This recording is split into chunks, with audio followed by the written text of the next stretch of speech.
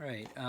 Over this last summer, I decided to kind of unlearn everything I knew about clawhammer or frailing banjo, kind of start over from a different point of view.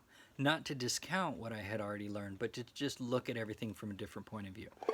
And the way I had learned in the beginning was to do the kind of the bum ditty technique, which a lot of people talk about as the 1, 2, and 3, 4, and 1, 2, and 3, 4, and rhythm.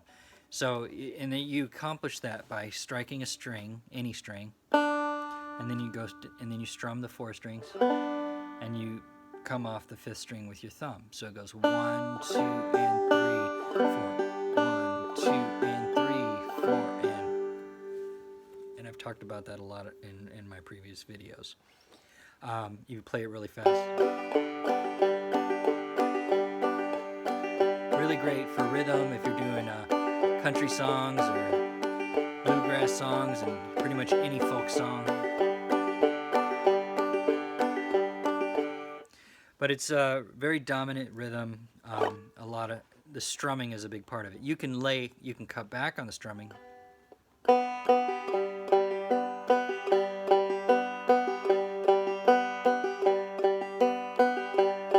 And you can start to remove notes. But in your mind, learning the bum ditty technique, that 1, 2, and 3, 4, and 1, 2, and 3, 4, and it's always there whether you're adding or subtracting to it. It's sort of the foundation to the rhythm that you're playing. Now, there is a different way to learn how to play banjo. If a lot of people, when they're starting from scratch, they'll learn doing the bumpaditty technique, which is the 1 and 2 and 3 and 4 and 1 and 2 and 3 and 4 and. So instead of starting with a sparse 1 and 3rd note with breaking the 2nd and 4th in half, so instead of 1, 2 and 3, 4 and, it's 1 and 2 and 3 and 4 and it's pretty much a smooth beat all the way through. So it's going to sound like.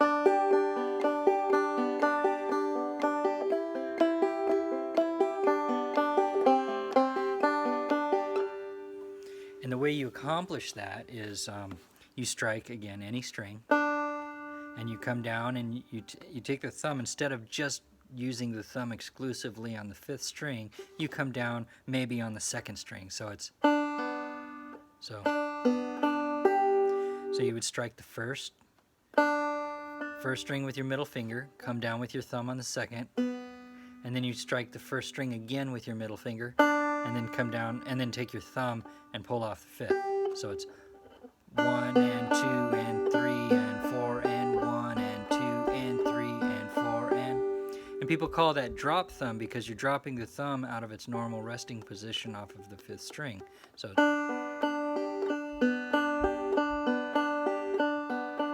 and where it gets to be a lot of fun is when you mix it up. You can go,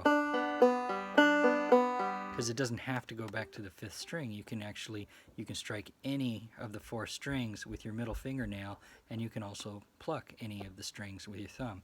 The key is, in both these techniques, is you're always striking down. There's no upstroke. So it's.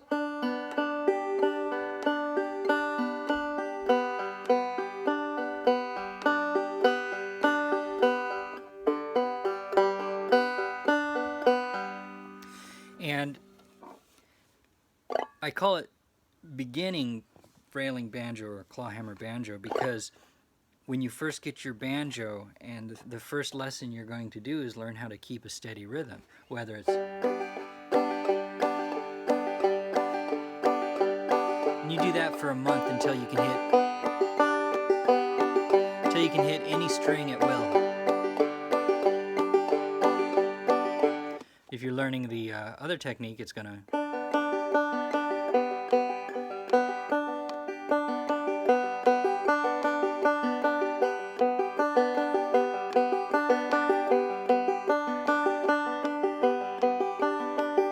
Now, if you're learning the drop thumb technique, I'm going to call this the drop thumb technique because I'm always dropping my thumb down. If you're learning the drop thumb technique, it's gonna be more delicate. The melody's more delicate. You're not really hiding behind a strum of all the chords, so every note kind of matters.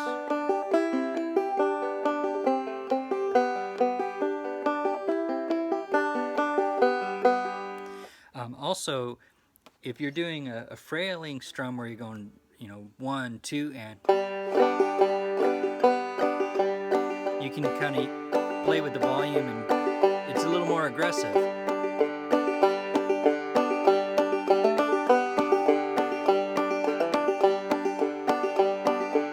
And maybe I'll want to divide the note, the first and third note, while doing that technique with hammer-ons.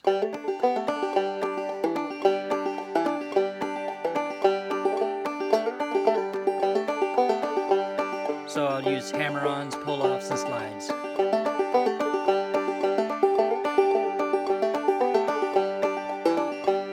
But that 1, 1, 2, and 3, 4, and 1, 2, and 3, 4, bum, diddy, bum, diddy, bum, diddy, bum, diddy, bum, diddy, bum, diddy, bum. It's always there, no matter how many dynamics I throw at it.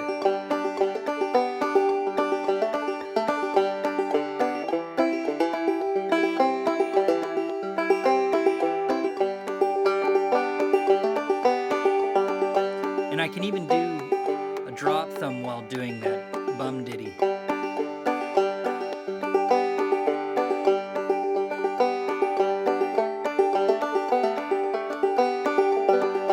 But at that point, the drop thumb is sort of sprinkled in like a hammer-on or a pull-off, and it's really kind of additive. It's a very powerful additive if you do it right. And of course, I love playing that style. However, if you choose to learn the bump-a-ditty technique,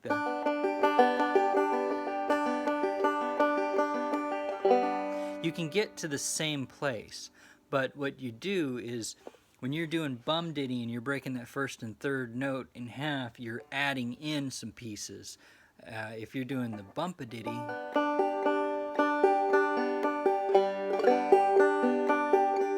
you're taking things away.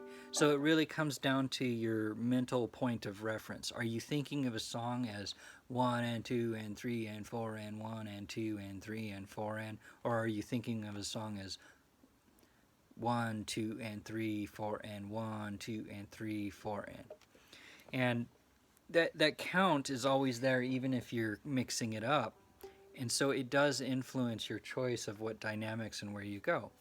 Now, the reason I'm suggesting that you should, once you get really comfortable with one of the techniques, I suggest you go and relearn from scratch the other technique. It is actually really hard. I struggled to do the drop thumb because it required more dexterity with my thumb.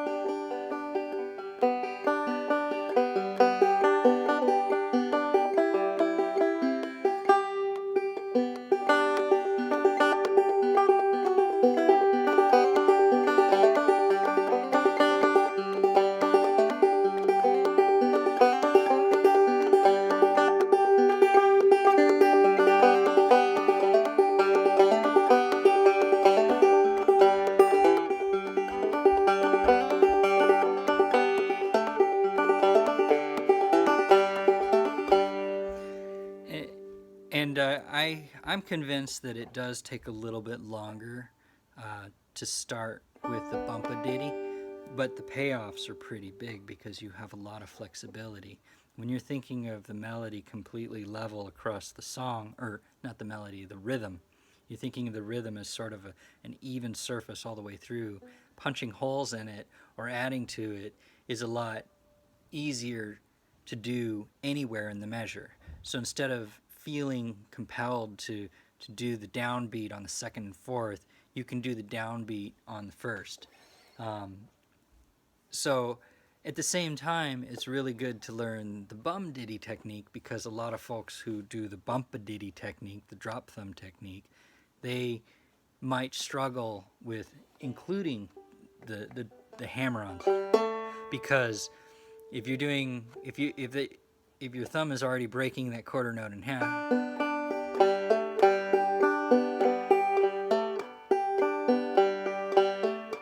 you have to train yourself not to reflexively come down and hit that string with your thumb, but instead let your left hand do the hammer-on or the pull-off or whatever dynamic to break the note in half.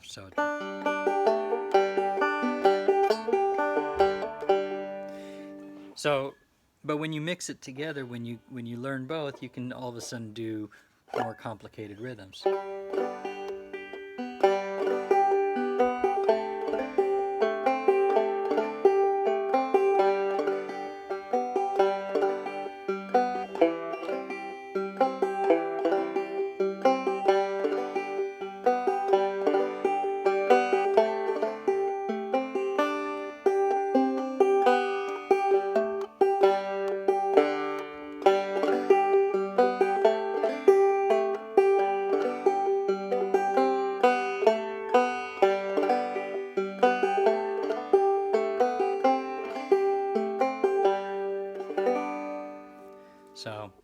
Um, this lesson wasn't intended to teach you everything there is about the basic or beginner banjo techniques, but more of a conversation about why it's beneficial to learn both the popular techniques. At the end of the day, when you've learned both and you've gotten good at both, it actually just becomes the same.